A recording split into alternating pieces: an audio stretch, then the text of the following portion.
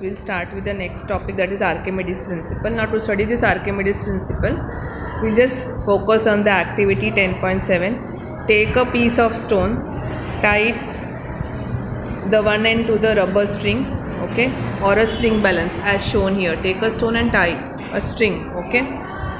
Now suspend this stone by holding the balance or the string as shown in figure, okay. Dip the stone in water in a container. Now you have to dip this in the container. Now you have to observe what you find, okay.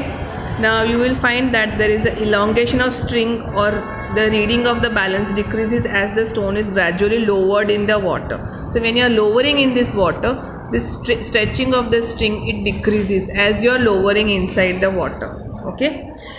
But as it is completely immersed or completely lowered in water, then there is no change. Now what do you infer from this decrease of the extension of the string? Okay, we know that the elongation produced in the string or the spring balance is due to the weight of some of the stone. Okay, since the extension decreases once the stone is lowered in the water, it means that some force acts on the stone in upward direction. Okay, so when the stone is completely inside the water, then there is no further decrease. Okay, and as it is lowered, there is some decrease. That means there is some force, the water is acting on the stone, that is making this decrease, okay. And we have already studied what that force is. That is known as the buoyance force, the upward force exerted by the water. We have already studied this, okay. Now what is the magnitude of this buoyant force? What is the value of this buoyant force, okay? And all the fluids have the same buoyant force. All the bodies, if you are putting in water, have got the same buoyant force. All these answers are given by the experiment performed by Archimedes. So Archimedes principle, it states that when a body is immersed fully or partially in a fluid, it experiences an upward force that is equal to the weight of the fluid displaced by it. Now what is the meaning of this? See, when you put this stone inside this, before putting this stone, mark the level of water. Suppose the level of water was here. Now after you put this stone inside, if you will observe, the level of water will increase.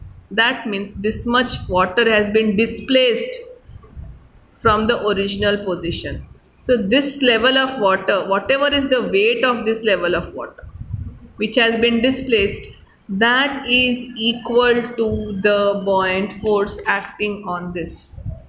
Okay, so when a body is immersed fully or partially in a fluid, it experiences an upward force. Now this force, if you want to measure, you have to measure that weight of the fluid which is displaced by it. Okay, now you can just read this information about Archimedes given here, and how did he discover this buoyant force. Okay, now this Archimedes principle has got many applications. It is used for designing of ships, submarines, lactometers, purity of sample of milk hydrometers, and density of liquids. All these are based on this Archimedes principle. Okay, now there are certain questions which you have to answer. And then we have got the next topic, that is relative density.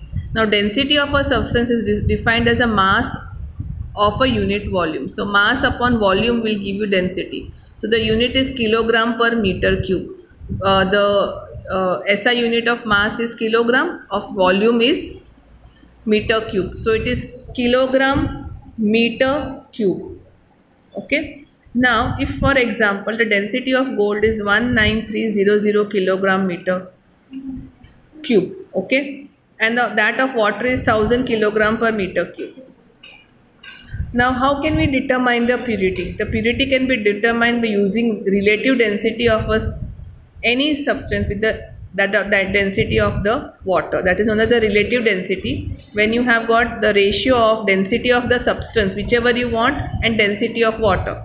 So what is relative density? Density of a substance. कोई भी substance जिसका आपको purity चाहिए, suppose gold का चाहिए, so उसकी density ले लो, नीचे density of water, that will give you the relative density. The ratio of this, because it's a ratio, it does not have any unit. There's an example given in your textbook 10.7. The relative density of silver is 10.8, already दे दिया है. Density of water हमें पता है 10⁻³ kilogram पर metre cube है. तो silver की density कितनी है वो फाइंड करना है. Okay, so relative density formula is density of silver upon density of water. Because हम सिल्वर ले रहे हैं यहाँ पे, तो डेंसिटी ऑफ सिल्वर हमें फाइंड करना है. We have to find this. These two things are given to us. Okay, तो रिलेटिव डेंसिटी ऑफ सिल्वर दिया हुआ है. Okay, that is 10.8. So we have to find this, so we have to multiply these two, that is 10.8 into 10 raised to 3 kg kilograms per meter cube. Thank you.